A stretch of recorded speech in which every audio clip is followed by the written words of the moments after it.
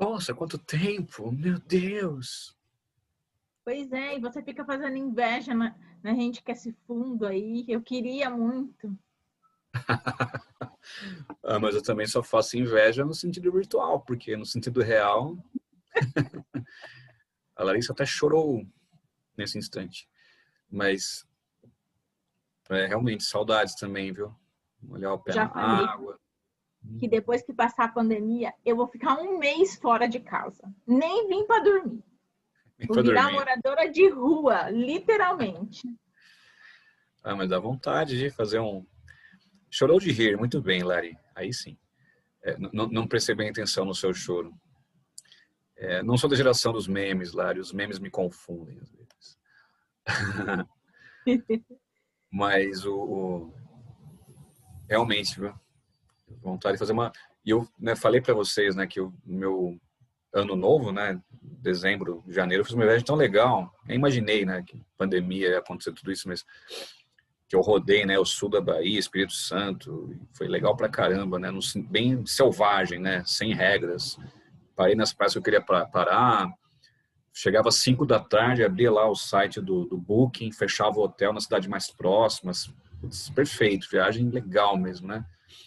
E talvez, né, igual você falou, né, tanta coisa reprimida esse ano que viajar mesmo, né, ficar pra rua, né, ficar, sair, curtir, sem muita data para voltar para sem data para voltar para casa, né? Sim, legal. Mas é aquilo, né, Isa? Difícil. A gente às vezes se engana com. A gente não é que a gente se engana, a gente quer ser otimista, lógico. A gente não quer ficar deprimido, chateado, porque já é um sentimento ruim que traz para muita gente. Mas ter vacinação, ter isonomia nessa vacinação e tal, vai demorar muito tempo. Muito, muito, muito tempo. Não Eu sei dizer, também né, não quando. tenho muita, eu não tenho muito otimismo, porque assim, realmente a gente veio de uma fase até a semana passada que os casos estavam assim reduzindo. Uhum. Agora, minha companheira ela tem mais trabalhado de final de semana do que durante a semana. E assim, cada dia que ela. Peraí, Isa, peraí. Cortou sem querer, você se mutou. Mutou o teu áudio. Pronto, Voltou. pronto. A minha companheira, cada dia que ela chega, são com dados positivos de novos casos e está aumentando assim de um dia para o outro, chega a aumentar 4, 5 casos que ela pega. E ela não está na linha de frente. Então, assim, eu particularmente me assusto muito. É difícil saber. Eu ainda tenho uma vantagem, vamos dizer assim, porque quando iniciarem as campanhas, né, de vacinação, eu serei um dos primeiros, talvez, por ser professor. Vão começar pelas pessoas com mais idade, os que têm alguma doença autoimune, essas coisas todas, comorbidades, né, que é o tema, a palavra da moda, e profissionais de saúde, logicamente, e depois, né, descendo, vai chegar em professores, provavelmente. Então, pode ser que, nesse sentido, eu tenha acesso, né, seja vacinado antes do que a maioria. Mas não quer dizer que, então voltou tudo normal, né? Lógico que não. Né? Até a gente saber, eu tenho medo, né, porque a aprovação das vacinas, assim, vai ser em tempo recorde, nunca antes visto na humanidade, na história da humanidade. E vai ser 100% segura, vai ter alguma reticência, alguma entrelinha, não sabe, né? Então, não é pessimismo no sentido de, oh, meu Deus, está tudo acabado, né? Mas é ter certeza, ciência, que 2021 não é que vai normalizar. Oba, vixe, vai demorar muito tempo. É pensar em 2022 para ser um ano normal, talvez. 21 vai ser o comecinho, né? A não ser que ocorra vou dizer milagre, não gosto de usar essa palavra, mas um avanço tecnológico nunca visto antes na história da indústria farmacêutica, capaz de lançar no mercado uma vacina segura, confiável e que atenda, né, a todos os pré-requisitos. Tomara, né, a gente torce a favor, não nunca houve um investimento também tão grande de tempo, dinheiro e laboratórios para descobrir rapidamente. Né? Mas se acontecer vai ser inédito. de qualquer forma, né? Acho Mas que é uma situação inédita, né? Tudo está inédito. e são seguras, Júlio, as vacinas em si. Qual é a grande questão?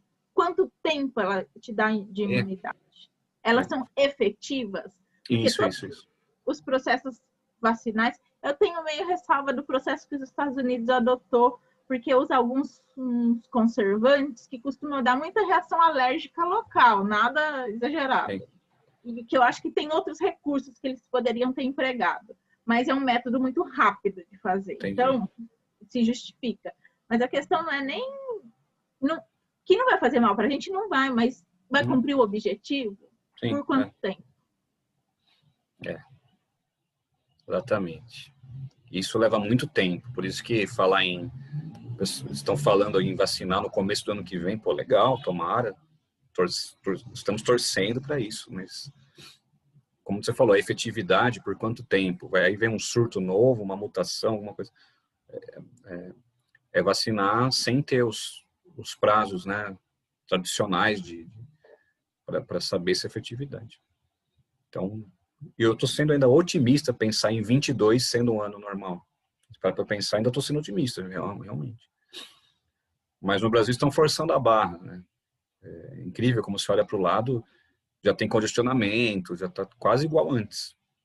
Eu moro do lado do shopping Santa Cruz, o shopping abre acho que às 4 da tarde. Você passa na calçada, assim, nesse horário, é um tumulto, assim. As pessoas querem ir para o shopping. Sabe? E eu creio que depois do anúncio que entrou na fase verde, o shopping pode ficar 12 horas aberto agora, né? Ele vai poder abrir no horário de antes. Pois é, então eu nem sei, porque eu praticamente quase não saio de casa. Como minha companheira sai, então ela faz tudo, eu fico em casa. São Paulo voltou para amarelo. A Isa ligou ali. Tá... A Isa, eu já voltaria para o vermelho logo, viu? Porque eu não confio nesses dados. Não duvido, não. Deixa eu aumentar um pouco o meu volume aqui, que eu estou ouvindo então, um barulho aqui agora sim. Bom, gente, eu devia ter terminado domínios, faltou falar dos mangues. Mas, 10 minutinhos, tá? Para não atrasar minha aula de energia, que é rapidinho mesmo os mangues. Último exemplo de transições. A vegetação litorânea, assim que eu denominei, né? A primeira e a mais importante que vocês têm que estudar são os mangues. Coloquei uma foto à esquerda dos mangues. Os mangues, eu coloquei ali escrevi algumas palavras-chave, tá? Para vocês acompanharem minha explicação. Solos salinos, porque fica no contato entre a água doce e a água salgada. Por isso que o professor Aziz entende que os mangues são uma transição, porque fica entre a água doce e a água salgada, de fato é uma transição, ambientes bem diferentes. Para quem estudar pelos biomas, os mangues estão incluídos na Mata Atlântica também, certo? Então, aquele mapa dos biomas inclui a Mata Atlântica, né? O bioma da Mata Atlântica, né? Ele inclui, além da Mata Atlântica, as araucárias e também os mangues. Já nos domínios morfoclimáticos, os mangues seriam uma transição entre água doce e água salgada, então, uma outra categoria. Mas a explicação não muda. Né? Primeiro, realmente, salinidade excessiva, né? E as águas são muito calmas, né? Como vocês podem ver na foto, nem todo contato entre água doce e água salgada vai ter essa vegetação. Porque se a água for um rio de grande volume, gente, aí não vai rolar. Você vai ter mata ciliar, beleza? Mas não vai ter o manguezal. Então, não é uma regrinha. No Brasil todo, inteirinho, cada rio vai ter um manguezal. Não necessariamente. É um rio de grande volume de água. Exemplo, o rio Paraná, né? Que, aliás, não deságua no litoral do Brasil e sim da Argentina. Mas é tanto volume de água ali que você não vai ter um mangue, não tem como. Tá? Agora, olhem a foto. Um rio calmo, né? Águas calmas. Aí você vai ter a presença dos mangues. E os mangues têm uma especialidade, né? Quando você pega essa imagem, você olha nas raízes. Estou apontando aqui com a setinha, né? Percebam que as raízes, elas saem da água. tem dois nomes que vocês podem utilizar. Um nome mais fácil de você lembrar, né? Que é raízes aéreas, mas não está errado. Claro que não está errado, mas é um nome mais informal, né? Aéreo, porque sai da água. Como é um tema que também flerta com a biologia, o nome aí que você pode utilizar, estou escrevendo aqui no chat. Cadê o chat? Nenhum erro de língua portuguesa? Pronto, tá aí. É pneumatóforos, raízes respiratórias. Então, uma prova de biologia, com certeza vai apontar essa direção aí. Ele vai pedir um termo mais específico, né? Exatamente porque falta oxigênio nessa água com muito sal, muito parada ali, né? Então, a tendência é que haja essas plantas com raízes aéreas, ou você pode chamar os indivíduos de pneumatóforos, raízes respiratórias. Então, a imagem ela te dá essa sugestão, né? Esse aglomerado de raízes aí, olha, parece até que são galhos, né? Olhando a figura, mas a raiz ela está saltando, ela está saindo da água, procurando novamente, exatamente ajudar no processo respiratório. Bom, o mangue é marcado por muita matéria orgânica em decomposição. É água parada. Por isso que os mangues representam um berçário para diferentes espécies, né? De peixes, caranguejos, enfim. Você vai encontrar diferentes espécies nos mangues. É uma área interessante por conta da matéria orgânica que predomina nessa região. Até o cheiro é muito forte. Não é poluição. Um mangue como esse da imagem, que não está poluído, ele tem um cheiro mais forte, porque essa matéria orgânica em decomposição. E por isso o berçário de muitas espécies, né? Mas, infelizmente, os mangues estão bem destruídos no Brasil e no mundo. Razões não faltam para isso. Pensem na urbanização do Brasil. Expliquei para vocês faz tempo, na urbanização. O Brasil se urbanizou a partir do litoral, né? As grandes cidades, os grandes centros urbanos a partir do litoral. Então, favelização, esgoto doméstico, esgoto industrial, desmatamento, os mangues estão bem destruídos. E, de acordo com a lei nacional, a lei vigente, né, os mangues representam uma APP, uma área de proteção permanente. Então, na teoria, você não pode ocupar os mangues. É permanente, ocupação permanente. É possível você permitir ali uma pesca artesanal, né? Ok, não há problema. Agora, atividades de grande impacto são proibidas nos mangues, ou deveriam ser proibidas, né? Como é que eu posso falar isso sem ser nervoso? O nosso glorioso ministro do Meio Ambiente, Ricardo Salles, há 2 semanas atrás, ele revogou uma lei de proteção aos mangues, permitindo que hajam aterros nos mangues. Enfim, a explicação, a justificativa é porque uma lei estava se sobrepondo a outra lei. Essa é a justificativa ofertada pelo ministro do Meio Ambiente. Quando, na verdade, há uma pressão muito grande, gente, do setor turístico, que quer utilizar os mangues para aterrar e ampliar suas propriedades. Então, é isso que está acontecendo. Então, é bem vexatório, porque você está regredindo muito ao aprovar uma transformação como essa. É possível que isso seja levado até o Congresso Nacional, seja modificado, mas, em princípio, essa ideia do Salles de permitir o aterro em mangues, aumentar, né, a amplitude dos aterros em mangues, ela combina com o que é o Ministério do Meio Ambiente atual, que não tem um compromisso, de fato, com conservação e preservação. Eu não sei dizer qual que é o compromisso que esse Ministério do Meio Ambiente tem, mas não é com o meio ambiente, de fato. Tá? Então, como nós estamos no mês de outubro, sim, é possível vestibulares explorar esse tema, mas eu não acho que os vestibulares do ano que vem, né, desse ano que vem, vão se prender a detalhes, porque muitos alunos não tiveram as aulas, já falei isso para vocês, né? Então, talvez caia uma questão mais conceitual. O que são os mangues? Quais são suas características? Qual a sua importância?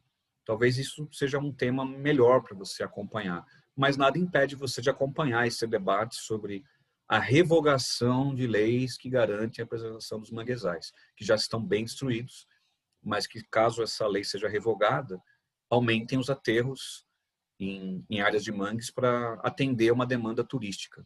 Há um setor que, de fato, gente, eu entendo, o setor do turismo foi um dos mais afetados pela Covid. Isso é fato, isso gera desemprego, isso gera uma série de problemas econômicos, sociais, claro.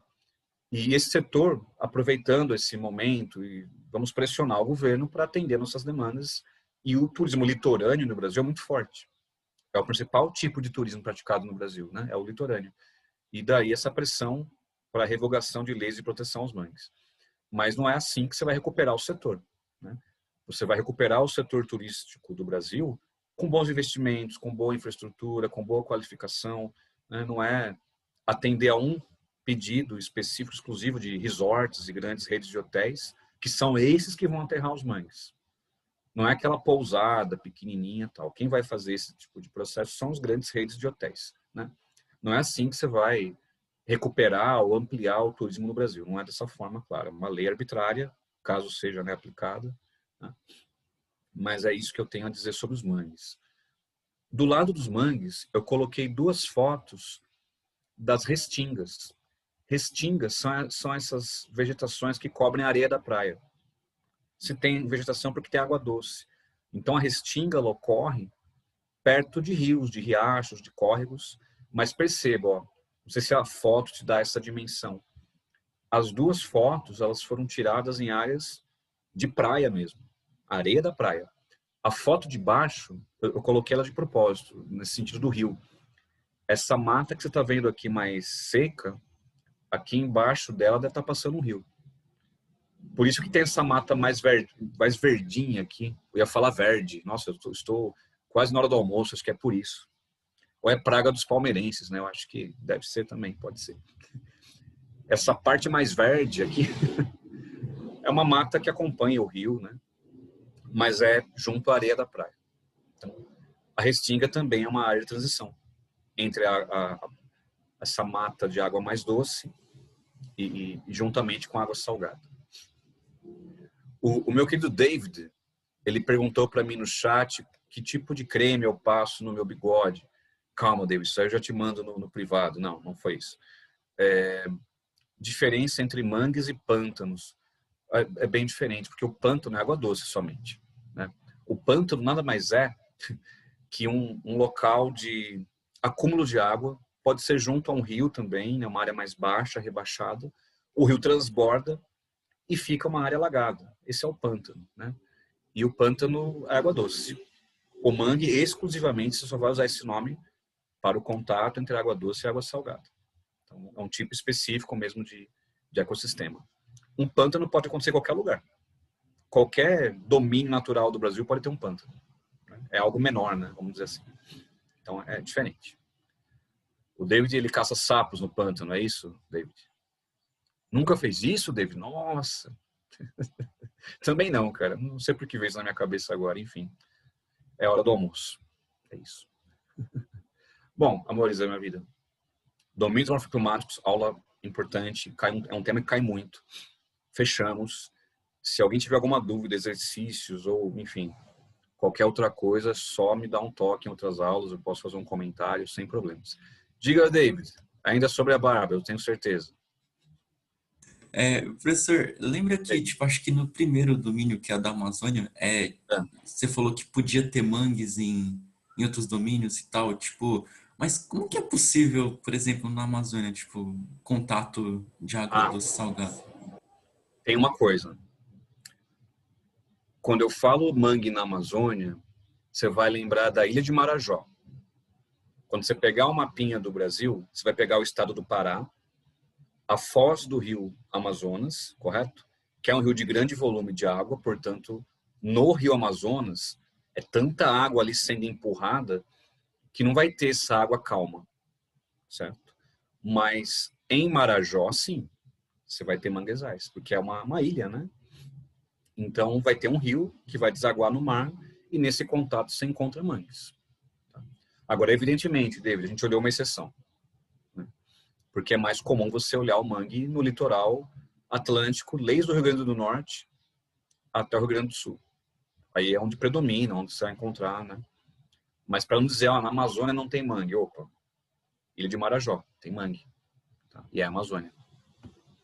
Certo? Maravilha. Gente, mudando de tema, como eu falei agora há pouco, né? Agora há pouco não, né? No começo da outra aula, energia é um tema muito importante.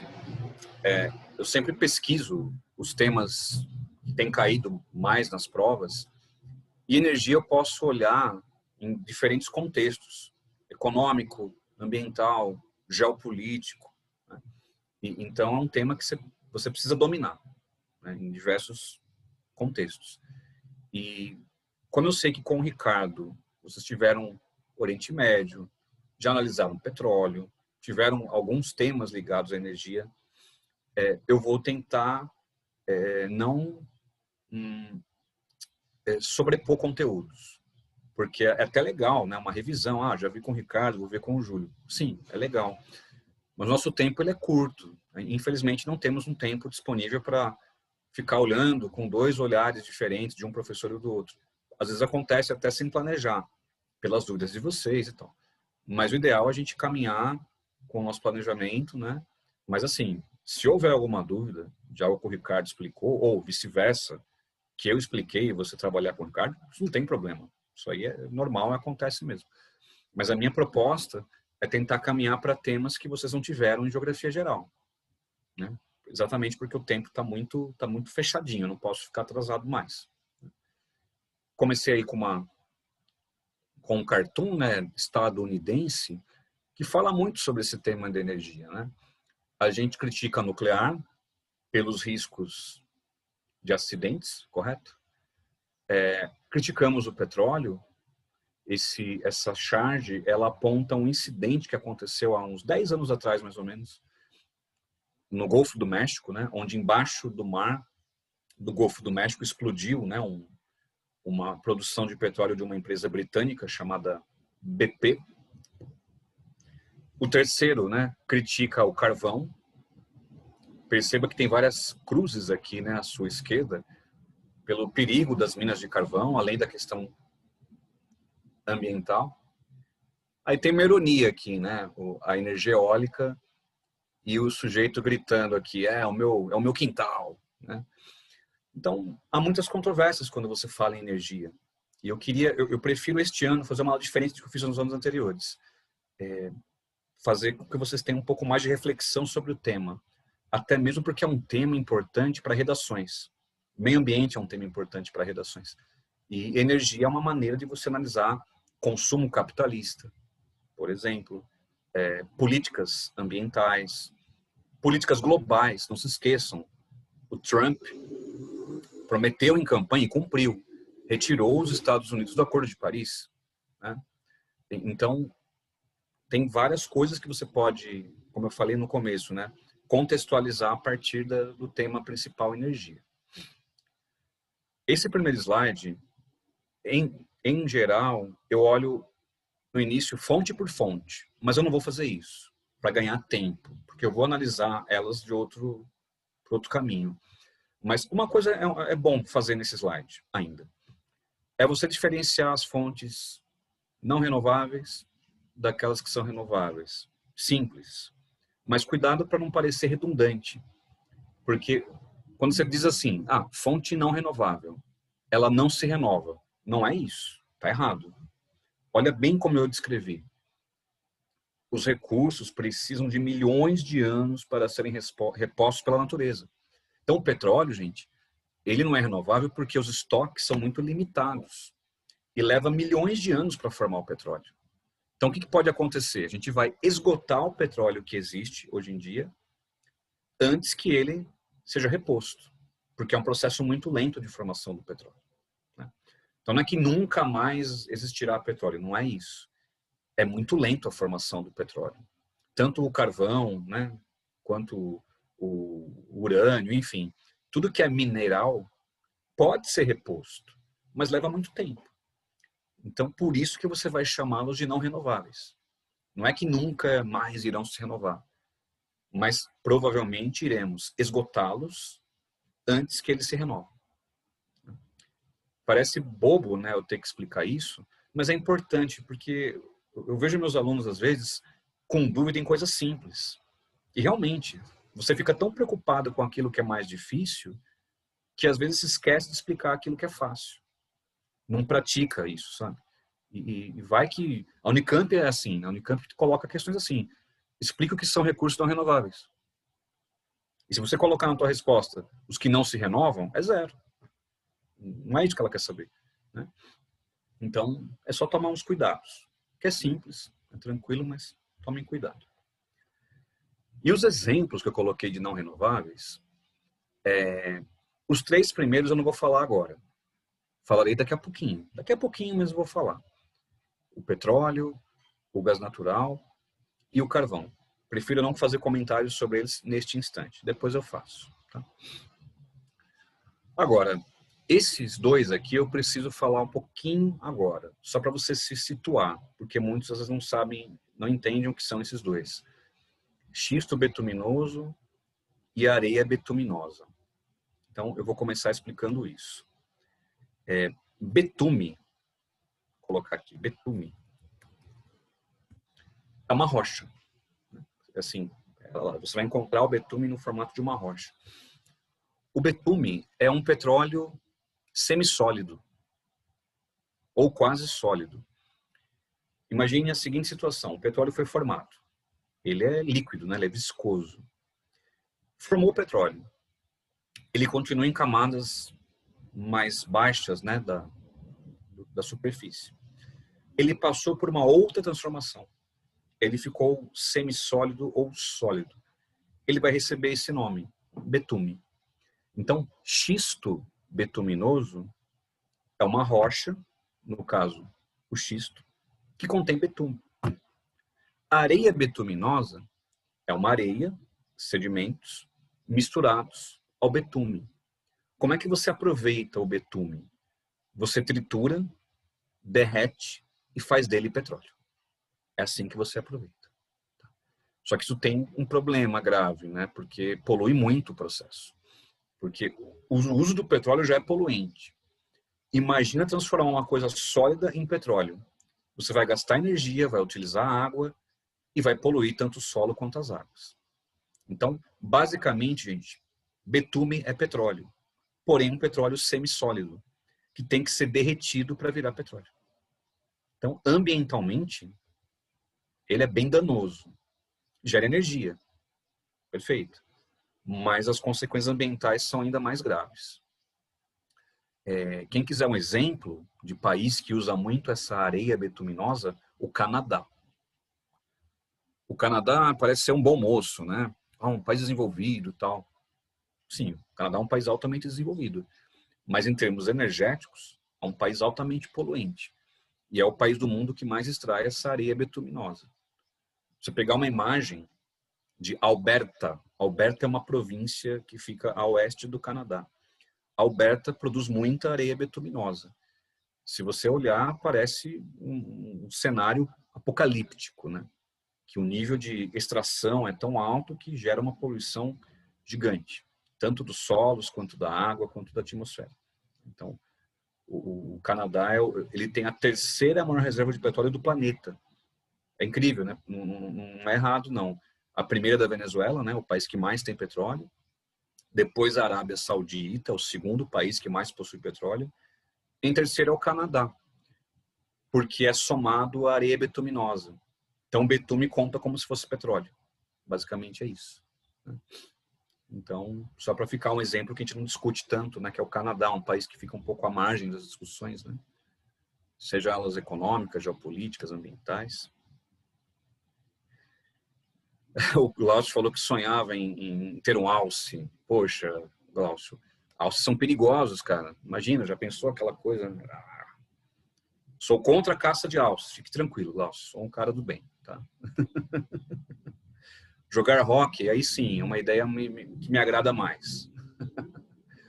Antigamente eu assistia a liga de hóquei. Achava legal, cara. De vez em quando ainda assisto. Muito bem, muito bem. Falei do betume, que é importante destacar, né? O urânio, eu vou discutir energia nuclear. Não hoje, amanhã.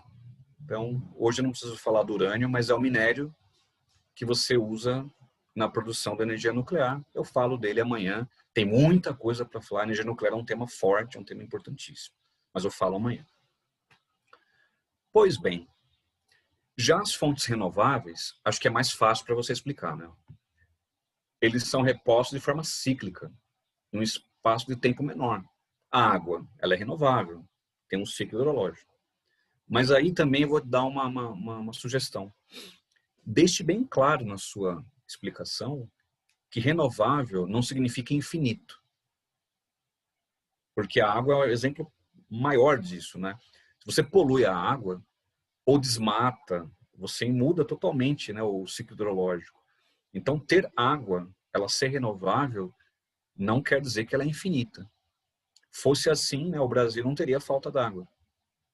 Tantas cidades brasileiras, mesmo São Paulo, uma cidade tão rica, e há bairros que não têm água potável para todos.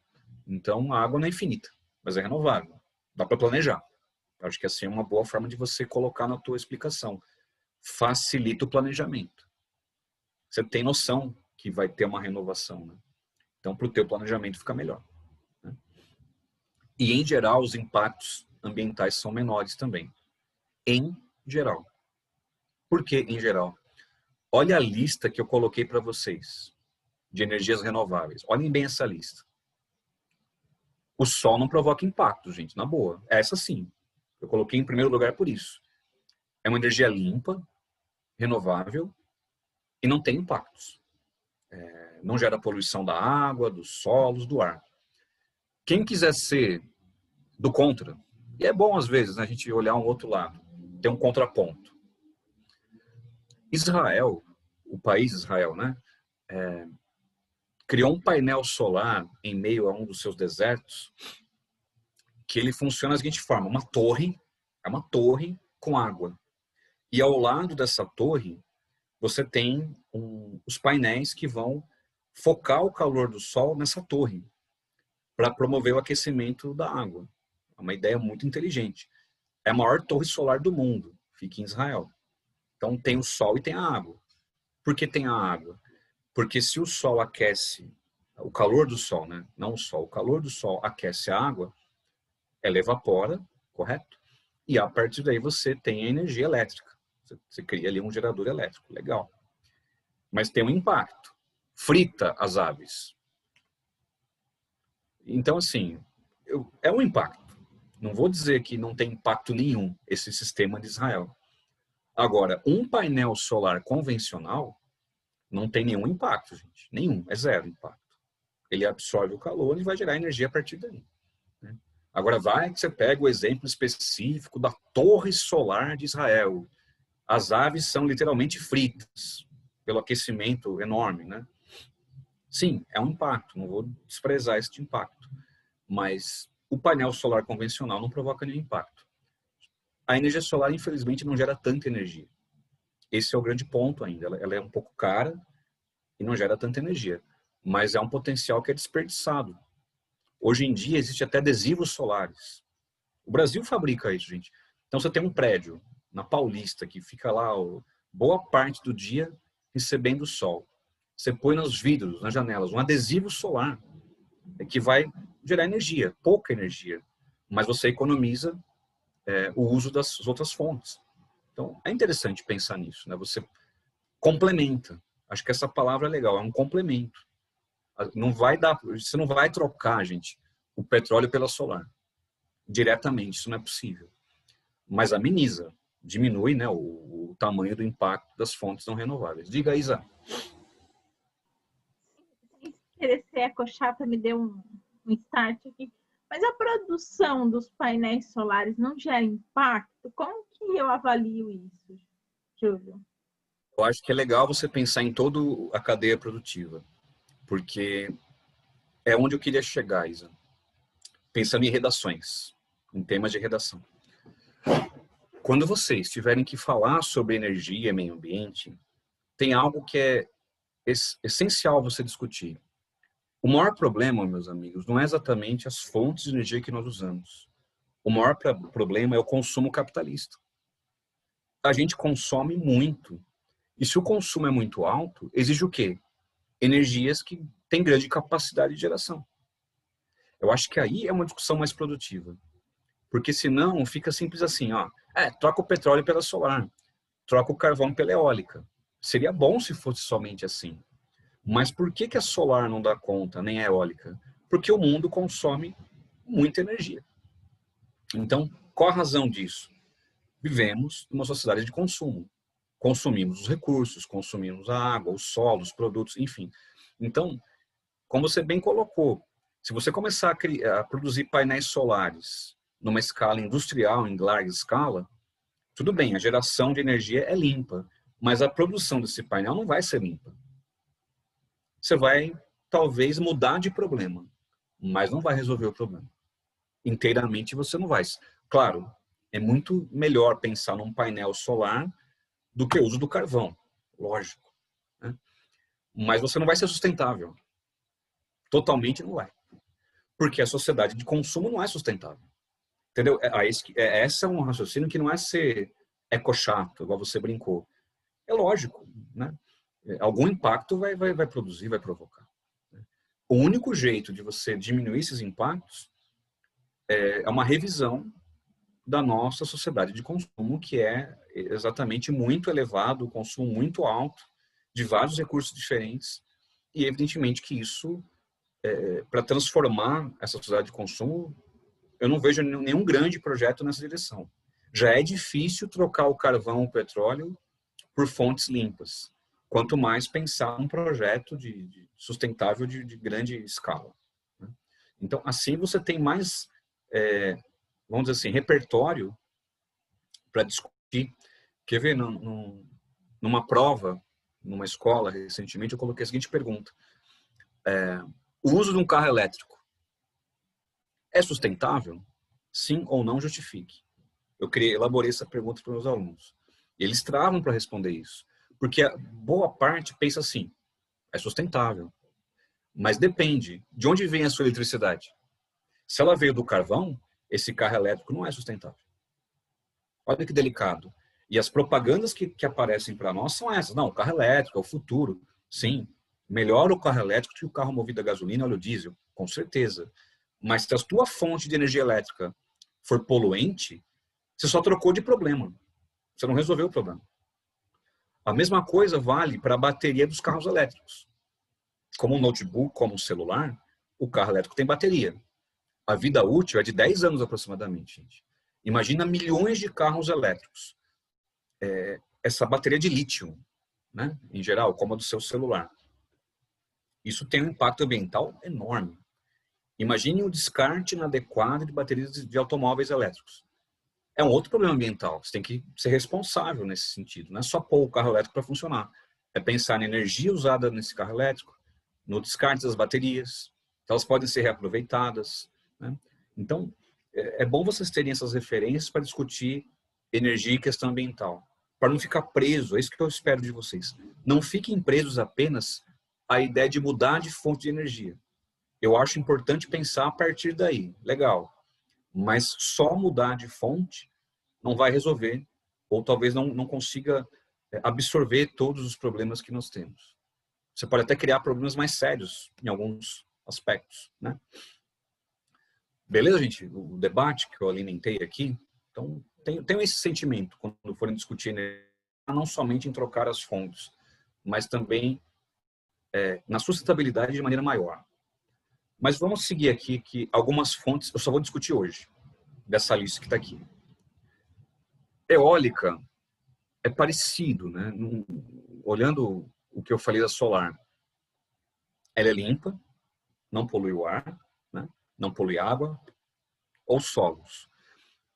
Mas a eólica, ela tem um pequenino impacto para alguns outros é um grande impacto, que é nas aves.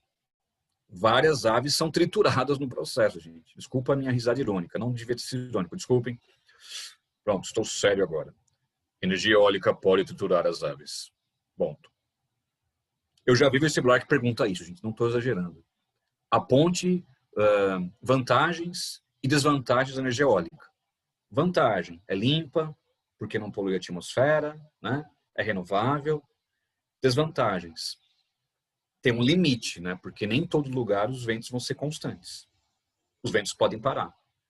Aí não tem geração de energia, é uma desvantagem, né? Ao mesmo tempo, essa coisa das aves é um impacto ambiental. Não vou desprezar isso. É um impacto. Não é o maior dos impactos, mas é um tipo de impacto. O Brasil é o país do mundo com maior potencial eólico. Nenhum país tem tanto potencial como o Brasil. O litoral do Nordeste, especialmente. Mas o país que mais usa energia eólica é a Alemanha, não é o Brasil. É bem impressionante. Olha o tamanho do território alemão, olha o litoral do Brasil. É a Alemanha o país que mais usa. Falta no Brasil incentivos fiscais, incentivos políticos, né, porque no início ela é cara, a energia eólica. Ela tem um custo um pouco elevado de operação. Mas é oferta e procura, né? Quanto mais você ofertar, os preços tendem a diminuir. Então, mas ainda assim o Nordeste é a região do Brasil que mais tem potencial, é a que mais utiliza energia eólica, certo? Biomassa, eu não vou discutir agora, eu vou discutir amanhã, mas só uma apresentação. Biomassa é você usar matéria orgânica na geração de energia. A cana-de-açúcar para fabricar o etanol é um exemplo de biomassa. Você planta a cana, é uma matéria orgânica, correto? O que mais? A decomposição do lixo gera um gás, o biogás. Ele gera energia elétrica. Então, é um outro exemplo de biomassa. Então, exemplos são variados. Óleo de soja, você pode produzir biodiesel. Então, qualquer tipo de matéria orgânica cuja aplicação, né, você gera energia. Até a lenha, né, que vem da árvore, você corta e faz a lenha. É biomassa. Não é o melhor exemplo, né, ambientalmente falando, porque gera desmatamento, claro. Mas cabe, né, em biomassa. Então, lenha, óleos vegetais, né, como óleo de soja, ou ainda a cana-de-açúcar, que você fabrica o etanol, são exemplos de biomassa. Mas eu falo delas amanhã, na última aula sobre energia, eu falo da biomassa. Hidráulica, amores, eu vou falar bastante amanhã. Melhor nem começar a falar, porque se eu começar eu tenho que ir até o final. Mas hidráulica, me perguntaram no chat, é você usar os rios para geração de energia. A força dos rios. Mas amanhã a gente vai discutir Belo Monte, discutiremos isso amanhã. Geotérmica é o calor de vulcões. Não é todo país que tem esse potencial, né? Porque imagine um país como Chile, como México, Japão, Islândia, onde há vulcões ativos. Não é o caso do Brasil. O magma dos vulcões, ele aquece as rochas. Se houver água, algum lençol freático, por exemplo, aquecendo, essa água ela vai evaporar. O vapor da água ele pode gerar energia. Imagina um geyser. Basicamente é isso, né? A água ela sobe porque a rocha onde fica localizada essa água foi aquecida pelo magma, pela lava vulcânica, né? Então, você pode canalizar esse vapor d'água e gerar energia. Só que é incontrolável, né? Então, não gera muita energia. E não dá para controlar. Não é o dia todo que você vai ter geração de energia, mas é um complemento. Então, eu coloquei aqui mais para você ter repertório, mais exemplos de renováveis. Agora, não dá para dizer que é uma opção viável, porque são poucos países que têm esse potencial e a energia geotérmica ela é muito restrita. Ela é muito restrita realmente, né? Você não tem um potencial tão grande de geração. Mas se tiver, utilize. É o que eu sempre digo. Quanto mais potenciais você tiver, melhor. Você diversifica, né? Agora, a maremotriz que perguntaram para mim no chat é a força das marés. Então, hidráulica, você vai falar que são os rios, beleza? Já a maremotriz, esquece os rios. É a energia das marés. É interessante? Sim, mas não dá para controlar. Em alguns momentos o mar fica mais agitado. Em alguns momentos ele fica mais calmo. Então é um pouco caro e a energia não é constante. Um exemplo de país que usa bastante, ou melhor, usa mais, né? Bastante exagerei, usa mais, é a Escócia. A Escócia tem um litoral muito agitado, né? Então as principais experiências mundiais de maremotriz estão na Escócia. Portugal também usa, o Japão também utiliza, mas repito, é limpo, é renovável, perfeito, não tem um impacto ambiental, porque basicamente se coloca o gerador flutuando na água. Aí quando a maré começa a passar por esse gerador, né, a turbina vai girar e gera energia elétrica, legal. Mas uma hora para, não é constante, por isso que não é uma fonte que você vai dizer que é a solução, é a saída. Mas, de novo, é um potencial que, se você tiver, é interessante utilizar. E o último exemplo de renovável, eu coloquei o hidrogênio, que é interessante também, o hidrogênio, você tira do ar o hidrogênio, mas gasta energia. Então, o hidrogênio existe. São Bernardo do Campo, o ABC, né, possui ônibus movido a hidrogênio. Só que cada ônibus, são 3 ônibus que tem em São Bernardo, né? Cada ônibus custou R$1 milhão. R$1 milhão. Não estou exagerando no valor. Qual é o meu pensamento? É importante investir na tecnologia. Toda tecnologia exige tempo para baratear os seus custos. Então, há várias parcerias, né, com a Prefeitura de São Bernardo do Campo para poder baratear ou para poder criar, né, um ônibus movido a hidrogênio. Então, ele existe, mas ainda é muito caro, mas a tecnologia ela pode ser mais viável. Ainda é muito cara, mas pode ser mais viável. Então, você pode colocar no seu repertório, exemplo, né? Existem carros, ônibus movidos a hidrogênio, mas ainda é muito caro, porque é uma técnica que tem muito ainda a avançar para poder ficar mais barato. Tá? Bom, feito esse geralzão, né? Eu vou começar a falar agora de outros aspectos. Diga, David, você levantou a sua mãozinha.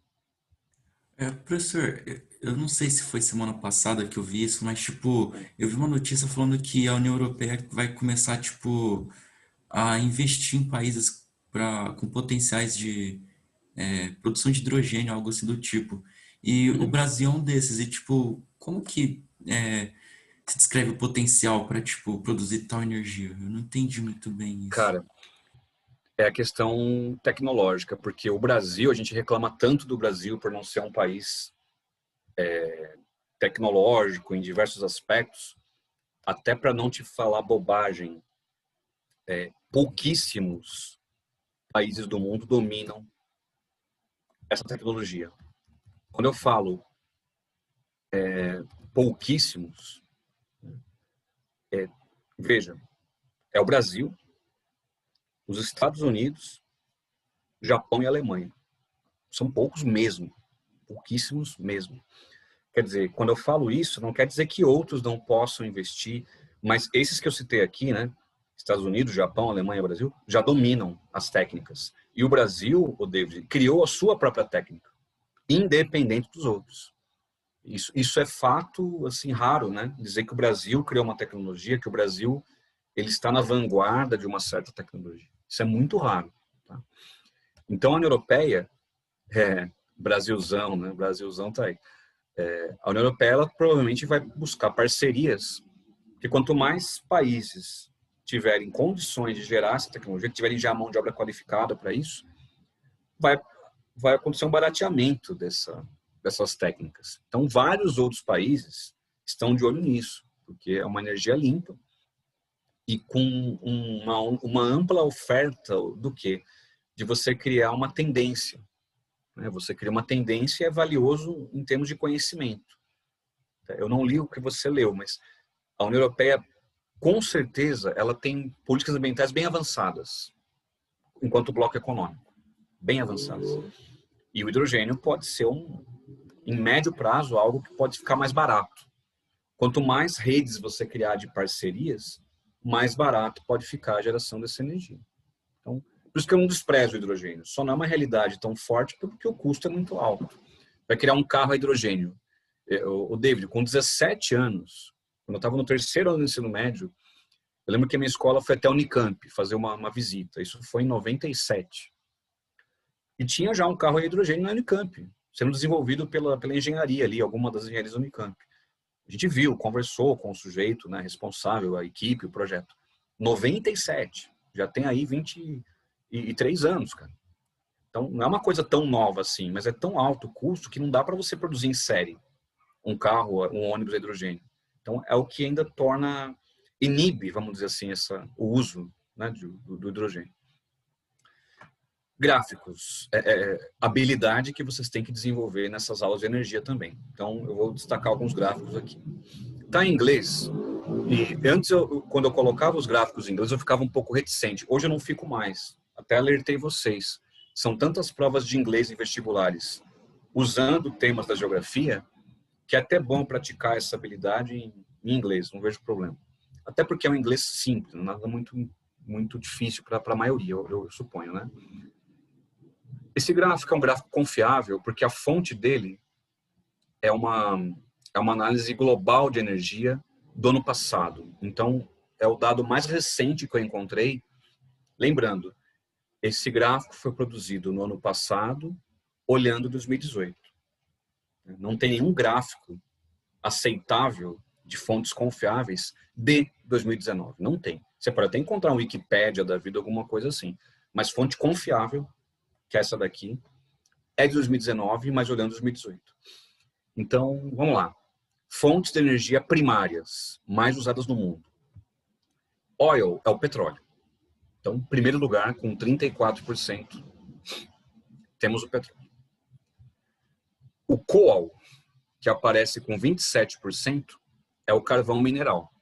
Então, o carvão é a segunda fonte mais usada no mundo. Mas o gás natural, que está em terceiro com 24%, para mim é um empate técnico. Igual as campanhas eleitorais, agora as pesquisas, né? Empate técnico. Realmente, 24%, 27% estão bem próximos. Há uma tendência, gente, no mundo, de uma redução do uso do carvão e de um aumento do uso do gás natural. Isso é importante você explicar. O carvão, ele polui muito a atmosfera. Por que o carvão está diminuindo o uso globalmente? Acordos ambientais. Até a China, que usa muito carvão, tem gradualmente diminuindo o uso do carvão mineral. A China é altamente dependente do carvão. Mas mesmo a China tem diminuído lentamente o uso do carvão. Então, você vai dizer que essa redução do carvão tem a ver com acordos ambientais, assinados em escala global. Já o gás natural, gente, ele polui, mas polui menos, muito menos que o carvão. O gás tem um problema técnico. Para você produzir o gás natural, você tem que extraí-lo e depois transportá-lo, em geral por gasodutos. Expliquei isso para vocês na aula de transportes. Os gasodutos estão ficando mais viáveis e mais baratos. E isso também explica por que o gás está ficando mais evidente, o uso do gás natural. Porque barateou a sua extração e o seu transporte. Então, na tua explicação, junta tudo isso. Acordos ambientais, menor uso, ou melhor, o uso do carvão tem diminuído. Gás natural, ele polui menos. E ele está ficando mais barato. Seja a extração, seja o seu transporte. Acho que assim você consegue explicar esse gráfico melhor, né? O carvão ainda é o segundo, mas tem diminuído. E o gás é o terceiro, mas está já se aproximando do carvão mineral. Daqui a alguns anos, provavelmente o gás vai ultrapassar o carvão mineral. Mas o petróleo ainda é soberano, é a fonte mais usada. Aí você soma oil, né, o petróleo, coal, que é o carvão, e o natural gas, que é o gás natural. Gostou da minha pronúncia, David? Natural gas. Uma pronúncia chata, né? Natural gas. Mas somando os três primeiros, combustíveis fósseis. Quer dizer, isso diz muita coisa. Eles geram muita energia. Seja o petróleo, seja o carvão mineral, seja o gás natural, estão no top 3 e bem à frente dos demais. Procurem o quarto colocado. Energia hidráulica, 7%. Está muito atrás, muito atrás. Então, olhando carvão, gás e petróleo, geram bastante energia. Por isso que estão à frente. Tem a questão da poluição, de não serem renováveis. Mas o que a Isa levantou um pouquinho atrás, né? Que eu discuti com vocês. Como vivemos uma sociedade de consumo, a demanda energética é alta. Por isso que petróleo, carvão e gás estão na frente, geram muita energia. E o custo compensa. Não é que é barato, é relativo, caro ou barato nesse sentido, mas é claro que há um custo para você exportar, para você produzir, para você comercializar o petróleo, mas gera tanta energia que compensa esse custo. E vamos combinar uma coisa, gente, o petróleo está barato. Vou colocar no Google. Vamos ver a cotação atual do petróleo, porque varia todos os dias, né? Vamos lá. Pegar um site confiável aqui. Sempre que fala do preço do petróleo, eu lembro comecinho da década de 90, da guerra do Kuwait, ali no final da década de 80, eu não entendia o que era, falava barril de petróleo, isso era muito abstrato para mim. Mas eu tenho a memória assim da minha mãe é professora de geografia, fala assim, meu Deus, onde a gente vai parar? Tá muito caro. Eu não entendia bosta nenhuma, mas sempre que falo, e quando eu vejo agora, eu realmente também acho que é muito barato o petróleo, perto do que já foi. Olhando aqui, ó, a cotação do petróleo dia 13 de outubro está em torno de $39, um barril de petróleo. Um barril de petróleo contém 162 litros de petróleo. Você fabrica gasolina, óleo diesel, e não só energia, né? Plásticos, solventes, uma série de coisas com petróleo. O barril de petróleo está $39. A Covid-19 influenciou nisso. Foi a primeira vez na história que a cotação ficou negativa. Sério, em abril para maio, uma coisa que nunca vimos antes. O petróleo ficou zerado, o valor do petróleo. Quem tinha petróleo, tinha tanto estoque de petróleo, os produtores, que o preço ficou negativo. A oferta era maior do que, muito maior do que a procura. O que aconteceu depois disso? Os países produtores diminuíram a produção, para o preço dar uma equilibrada. E como a Covid, né, ainda não terminou, a Covid-19, a crise, mas o auge da crise já passou, vamos colocar assim, a economia já saiu da estaca zero, o consumo ele voltou. Então hoje a cotação fala em $39, mas lá para o mês de abril e maio zerou o preço do petróleo. Nunca aconteceu isso antes, nunca aconteceu mesmo. Mas esse é um tema que as provas podem olhar, que é a primeira vez na história, por causa da Covid-19, a cotação do barril de petróleo chegou a zero. Zerou. Porque o consumo do mundo todo caiu, né? Caiu muito o consumo do petróleo. E haviam grandes estoques dos grandes produtores. Depois de abril, maio, os estoques foram lentamente sendo vendidos, né? A produção de petróleo foi diminuída para tentar ajustar o preço. E realmente agora, 39 ainda é um preço baixo. O que é alto? 80, 100 dólares é um preço alto do barril de petróleo. 39, 40 é um preço baixo. Então, você pode associar isso à Covid numa boa. A economia do mundo todo retraiu. E o petróleo é um bom indicador para você descrever isso. Então, pensando numa questão inédita, uma questão para 2020 e 2021 dos vestibulares, ele pode colocar uma reportagem falando da queda do preço do petróleo e você tem que associar isso à oferta e procura. Evidentemente, a procura caiu porque a economia mundial ela retraiu. Estamos em outubro. A economia está se recuperando, muito devagarzinho, mas está se recuperando. O que aconteceu com o preço do petróleo? Subiu um pouquinho, mas ainda está baixo, 39, 40 dólares. É um preço que a gente considera baixo. Tá legal? Mas está aí o gráfico para você olhar, né, as fontes mais usadas.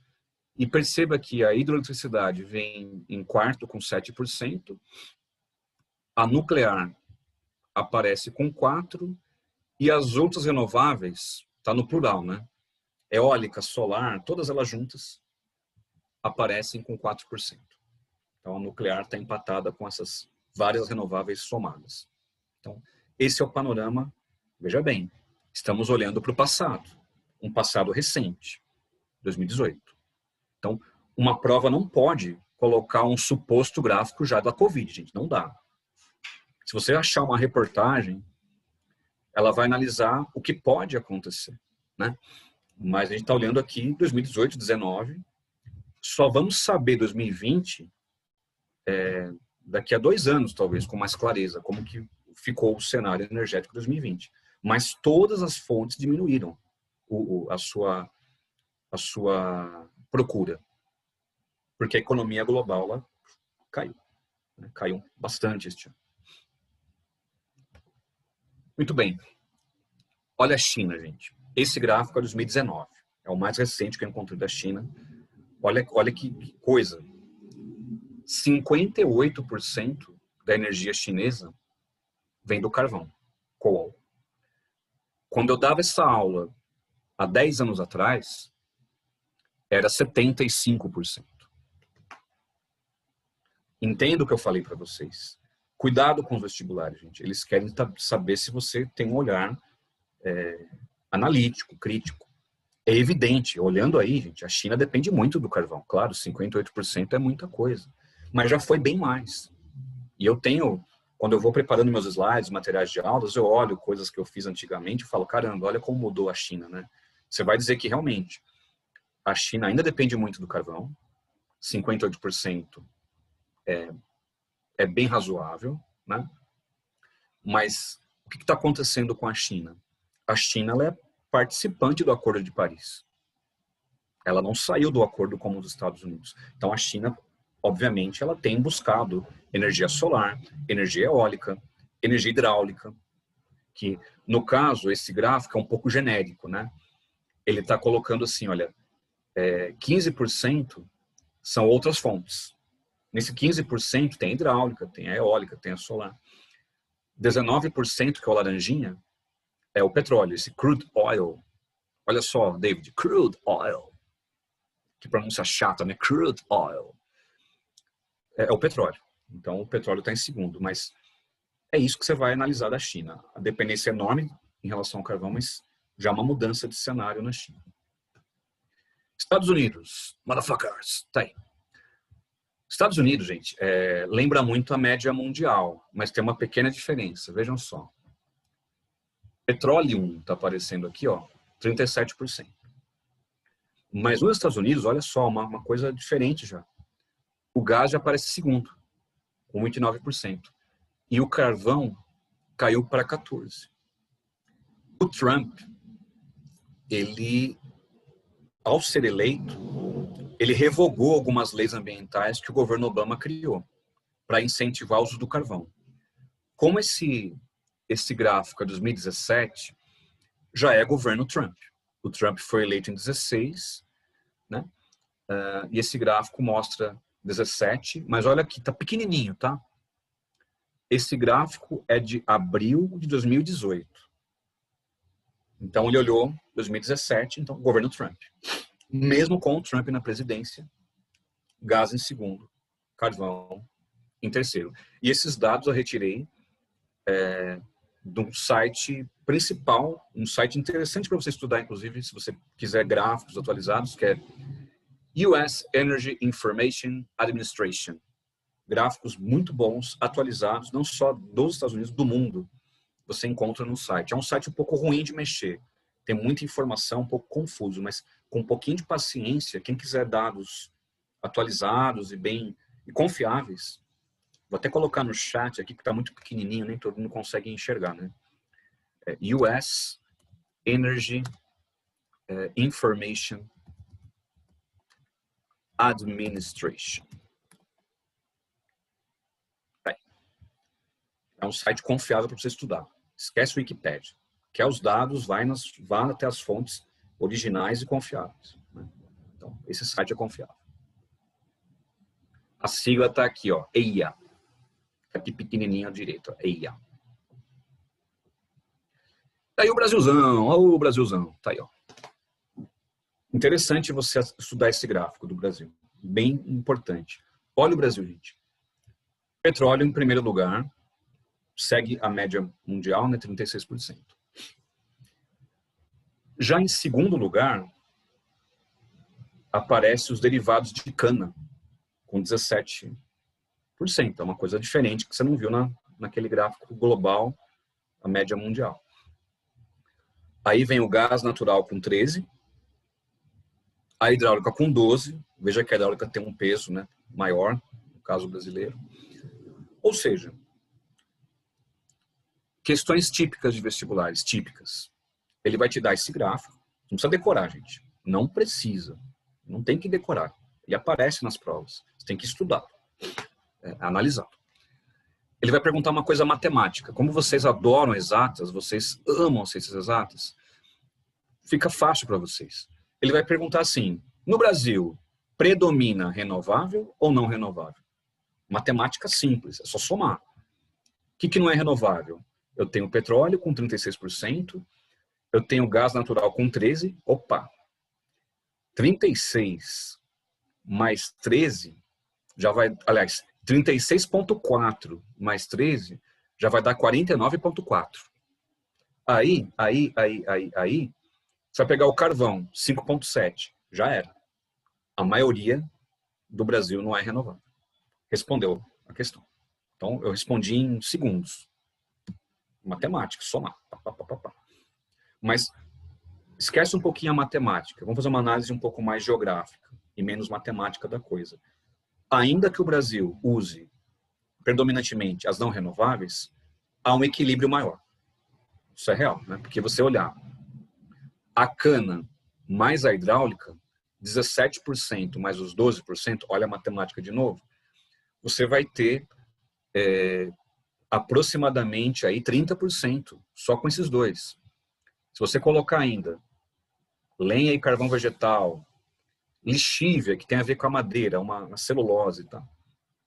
E outras renováveis, 5,9%, quer dizer, o Brasil ele é um pouco mais equilibrado. Não é sustentável, ecologicamente correto, longe disso. Mas compara com a China e com os Estados Unidos, que é o que está aí no slide. E, evidentemente, você vai dizer que o Brasil é mais equilibrado. Fuja dos exageros. O Brasil é limpo. Não. Não vai dizer que a energia do Brasil é limpa. Mas, se comparar com a China e com os Estados Unidos e com a média global, você vai dizer que o Brasil é mais sustentável. Olha uma palavrinha como faz diferença. Dizer o Brasil é sustentável, errado. Dizer o Brasil é mais sustentável, é correto. Você não está exagerando. Então, fuja dos exageros. Então, é assim que as provas vão utilizar os gráficos. Vai te dar a opção, não tem que decorar, né? Vai te dar o gráfico. Mas tem que analisar com seus estudos, enfim, com nossos debates aqui de aula. Beleza? Coloquei uma questão aqui da FUVEST 2018, né? Mas como o nosso tempo é curto, a questão é tranquila, era mais para praticar o seguinte, né? Ele te deu um mapa mostrando irradiação direta. Claro que o sertão do Nordeste, até indo aqui um pouco para Minas Gerais, é notável que a insolação é um pouco maior. Aí ele perguntava qual região do Brasil tem maior potencial heliotérmico. Heliotérmico é o potencial da energia solar. Então, não era uma questão tão difícil. Mas tem uma parte que me interessa, que é assim, olha. Explique o potencial heliotérmico da região amazônica. Olhando aqui a Amazônia, né, região amazônica, ela tem um potencial muito baixo. Ainda que seja uma região de grande calor, né, mas o potencial heliotérmico é baixo, por causa das nuvens. A umidade é muito grande. Então, a nebulosidade da Amazônia atrapalha o potencial heliotérmico. Já o sertão nordestino, né, que é um clima mais seco, evidentemente, a radiação é mais constante.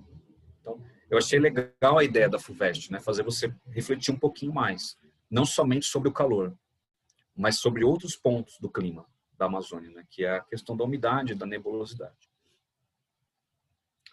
A letra B era muito fácil, então, ainda que seja a segunda fase de FUVEST, então vou passar adiante, né? Ele pediu 2 vantagens da energia heliotérmica, tranquilo, era mais fácil para você explicar, não vou aqui aprofundar nessa letra B, não. Tá? Sinceridade. Eu adiantei já a questão do preço do petróleo atual, Mas isso é um tema que cai em geografia geral, normalmente, né?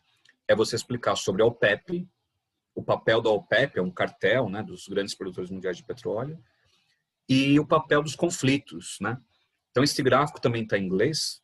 OPEC é OPEP, em inglês, né? O cartel, né, dos produtores de petróleo.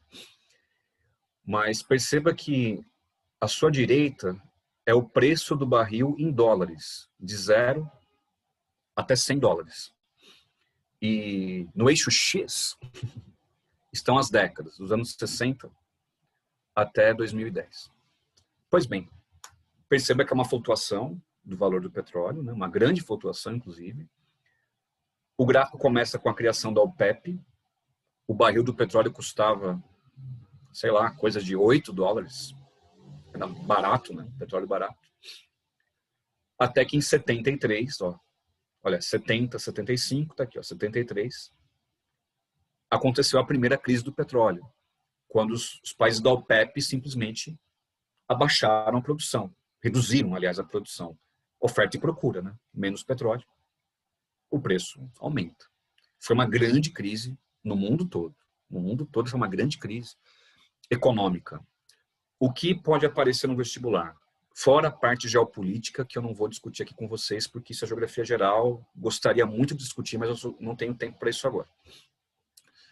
O que mudou o cenário energético? O petróleo caro fez com que os países buscassem alternativas. É assim que você vai explicar. Como assim alternativas? Você tem duas alternativas. Ou você produz petróleo no seu próprio país, caso você tenha esse potencial, ou você vai buscar fontes diferentes do petróleo. Então, por exemplo, o Brasil. Vamos pensar em Brasil. O Brasil fez as duas coisas. A Petrobras começou a produzir petróleo em outras áreas, especialmente águas profundas. Isso eu vou falar amanhã, né, em Petrobras. E o Brasil, ao mesmo tempo, buscou fontes alternativas do petróleo, como a cana-de-açúcar. Tá? Então, isso dá uma pergunta que pode cair tanto em geografia do Brasil como em geografia geral. Em geografia geral, vai ser questionado a origem da crise do petróleo. A OPEP, um cartel dos países produtores, em razão das crises no mundo árabe, na Palestina, tarará, aumentaram o preço do petróleo para poder chamar a atenção do Ocidente. Isso é geopolítica. Tem a ver com a questão palestina. Agora, consequências energéticas da crise do petróleo. Os países buscaram alternativas. Ou começaram a produzir mais petróleo em seus territórios, ou buscaram outras fontes. Olhando o Brasil fez as duas coisas. Pesquisou e produziu petróleo em águas profundas, coisa que não fazia antes, e buscou alguma fonte diferente. No caso, fabricar o álcool a partir da cana-de-açúcar, que é o chamado projeto Proálcool. Vou falar dele amanhã. Então, isso dá uma questão importante, gente. É um tema, assim, clássico. Cai muito perguntar das crises do petróleo, especialmente da primeira crise. Tá? Deixa eu olhar aqui o chat. Muito bem, Glaucião, Proálcool, cara. Aliás, para quem curte linha do tempo, porque eu sei que vocês em história usam muito linha do tempo, mais que em geografia, provavelmente. Então, se você curte fazer uma linha do tempo para estudar, vamos fazer uma linha do tempo também, ó. Olha só. 73. Crise do petróleo. Aliás, vamos colocar certinho, né? Primeira crise do petróleo. Legal. Aí, em 1974, Petrobras, sem acento, claro, Bacia de Campos, que eu vou falar dela amanhã, petróleo em águas profundas. Então, a Petrobras começou a pesquisar, descobrir e produzir petróleo em águas profundas após a primeira crise do petróleo. Então, isso começou, a primeira descoberta da Petrobras na Bacia de Campos. Desculpe a minha pressa, né? Rio de Janeiro, estava quase me esquecendo. A primeira descoberta da Petrobras foi em 74, petróleo em águas profundas. E, ao mesmo tempo, meu querido Glaucio já apontou aí acima no chat, mas seguindo a linha do tempo, em 75, o governo brasileiro lançou o projeto Proálcool para fabricar, produzir um combustível alternativo. Então, linha do tempo perfeita. Crise do petróleo, consequências. A Petrobras buscar petróleo em águas profundas e o governo brasileiro buscar aí uma outra alternativa, né, um combustível diferente, no caso, o álcool, o nome do projeto Proálcool. Então, para quem gosta de fazer essas comparações históricas, né, aí está. O Glaucio lembrou aqui do Fiat 147. Opa, tudo bem, primeiro carro a álcool do Brasil, zil. A geração de vocês é uma geração que, em especial, né, muitos de vocês, nem se preocupam tanto em ter um primeiro carro, em ter um automóvel. Hoje há tantas alternativas de mobilidade, né, sem você ter a necessidade de ter um carro. Mas o carro a álcool, ele despertou paixão e ódio, né, ao mesmo tempo, porque os primeiros carros a álcool, eles não pegavam muito bem nos dias frios, né? O combustível, ele não era legal com o frio. Hoje não, hoje os carros flex não tem esse problema, né? Mas os primeiros carros a álcool, como o glorioso Fiat 147, que o Glaucião lembrou aí, ou a pessoa tem amor pelo carro, ou tem realmente ódio, né? Hoje é lógico, é carro de colecionador, né? Um carro em bom estado desse é de colecionador. Mas, ô Glaucião, não vamos aqui deixar de lembrar do Gurgel, né, cara? Carro 100% nacional, pioneiro em vários tipos de mecanismos, de combustíveis alternativos, carro elétrico. O Amaral Gurgel, já falecido, né? E a Gurgel faliu em 92, a empresa dele, né? Mas, para quem nunca ouviu falar, é um carro nacional, 100% nacional, e carros de menor tamanho, né? Tanto que o carro mais famoso era o BR-800. Olha bem, gente, BR-800 não era nem 1000. 800 cilindradas, isso mesmo, um carro muito leve. E a empresa faliu porque não teve incentivos, nenhum tipo de respaldo governamental. Mas assim, gente, Hyundai, Kia Motors, essas empresas chinesas hoje em dia, a Chery, a própria Jack Motors, como é que elas começaram? Com apoio do Estado, ou no caso, né, da Hyundai e Kia Motors, Estado sul-coreano, no caso da Chery e da Jack Motors, o Estado chinês. Sem apoio estatal, você não cria uma grande empresa. Isso é fato. Só que no Brasil, infelizmente, as montadoras estrangeiras, a Ford, a GM e a Volkswagen, a Fiat não era tão grande ainda nos anos 80, elas boicotaram de todas as maneiras para que não houvesse uma empresa nacional fabricando automóveis.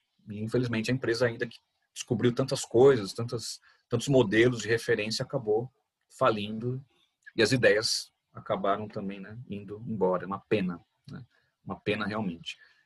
Sempre que você tiver uma opinião perto de você muito ultraliberal, se algum colega teu, alguém na rede social começar a debater isso com vocês, use esse argumento, muito bom. Estados Unidos, Alemanha, Japão, todos esses que são neoliberais, não começaram neoliberais, nenhum deles. E as suas empresas tiveram um grande apoio estatal para ter o início. O mundo mudou, claro, estamos no século XXI, não dá para pensar que o mundo vai ficar abraçado no bem-estar social para sempre, mas tem que ter um ponto de partida. E o Brasil é um país que não teve esse projeto bem feito e já quer pular para o ultraliberalismo. Não tem como dar certo. Tem que resolver várias questões sociais, econômicas, para depois, se necessário, né, tomar medidas neoliberais. O Brasil não. Ele saiu de um Estado assistencialista que não funcionou para um neoliberalismo também que não funciona. Quer dizer, funciona para um grupo pequeno, né, no caso. Enfim, olha o que o Gurgel me fez lembrar. Bom, amigos, acho que é isso. Eu não vou falar da segunda crise do petróleo, porque entra na guerra Irã-Iraque, que vocês estudaram no Oriente Médio, não preciso explicar essa parte. E o preço atual do petróleo, eu discuti já na aula não, né? Quando eu discuti o Covid, né? Que essa questão pode aparecer ainda para vocês, vamos fechar a aula nela. Os preços atuais do petróleo. Em 2020, os preços caíram porque a demanda pelo petróleo diminuiu. É uma relação com a Covid-19. Então, essa é a referência que você vai utilizar para falar em 2020. E os países que dependem da exportação do petróleo, Venezuela, Rússia, o mundo árabe, enfim, evidentemente tem um problema em mãos, né? Um consumo menor de petróleo, essas economias todas sofrem um abalo muito grande, especialmente aquelas que não diversificaram as suas economias. as que dependem estritamente do petróleo, o ano econômico, ele com certeza será ainda pior, tá? E é isso, meus amores, né? Aí amanhã, na aula de amanhã, eu falo sobre carvão para baixo, aqui, né? Carvão em diante. E eu tenho 2 aulas amanhã. Então, na primeira aula, eu tenho que dar conta de falar do petróleo no Brasil. E na segunda aula de amanhã, eu tenho que dar conta de falar da elétrica, a hidráulica, a nuclear, né? Então, dá tempo. Eu acho que dá tempo para falar de tudo isso, sim, tranquilo. Tá bom? Então, maratona parte 1, feito. Amanhã tem mais. Então, bom almoço, meus amigos e amigas. Bom descanso. Boas aulas, né? Tem aula ainda. E até amanhã. Tchau, tchau, tchau. Falou. Tchau, professor. Obrigadão e até amanhã. Até, gente. Um abraço. Tchau. Falou.